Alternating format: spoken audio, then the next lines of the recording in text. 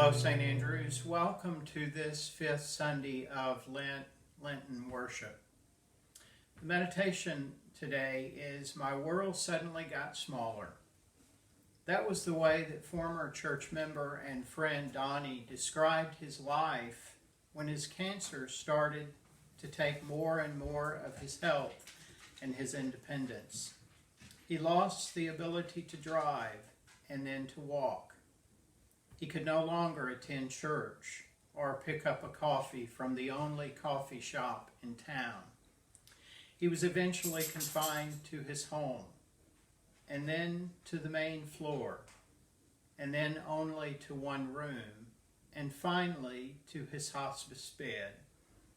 In his last days, he was unable to eat, and drinking water was painful and awkward. Even as his world narrowed, the love and care of his family made his last days rich and meaningful. When his family and I would pray and read scripture, his tears revealed a deep spiritual core where God's peace was more visible than perhaps ever before. In the last hours of his life, when Donnie could no longer respond verbally, I was gifted with being able to read the letters that his wife, daughters, and grandchildren had written, expressing their deep love for the life that he had lived and for the love that they would always have for him. Donnie's world expanded into their love that surrounded him and God's love that held him close in those last hours. Our world has grown smaller as our lives have been confined to our homes. Social distancing is our new norm. And yet, as we hear the rising panic, our lack of control adds to our fear and our frustration. We too see and feel our world shrinking. Can God's Spirit breathe grace and hope into us and expand our lives with a new understanding of what really is significant and most lasting? In today's scripture, a prophet was led to a valley of dry bones of his ancestors who died on their march into a smaller world of exile. God asked Ezekiel the prophet, "Can these bones live?" Well, if you want to be realistic, perhaps not. We stare into the face of our own scarcity and question, what can we say? Ezekiel had the good sense to say, "Only you know, God." Can life happen again in this desert of despair? Only God has the answer. But the first step is ours. Speak, prophesy to the bones, Ezekiel. What do you say when you peer into our shrinking world?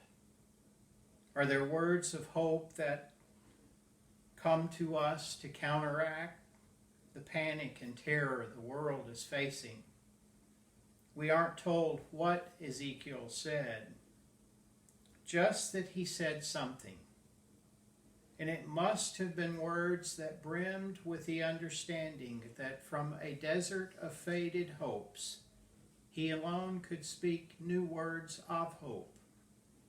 Can that be our role now, during these days when we aren't sure what the new headlines will say? Might we utter words that indicate we understand the fright that we are feeling, and that fright is real?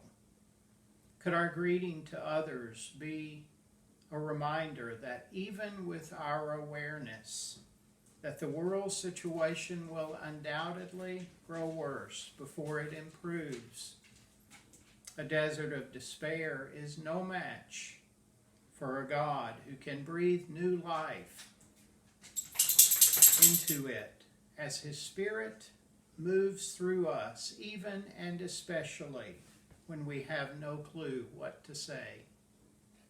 Speak hope to a shrinking world, and watch as Spirit breathes new life into the deadness. Ezekiel was not asked to control or to organize the bones' return to normal life functions. He was just asked to speak hope to the deadness, and so are we. Our smaller world may allow us to hear God more clearly. Is new life possible? Only you know the answer to that, God. Then speak hope.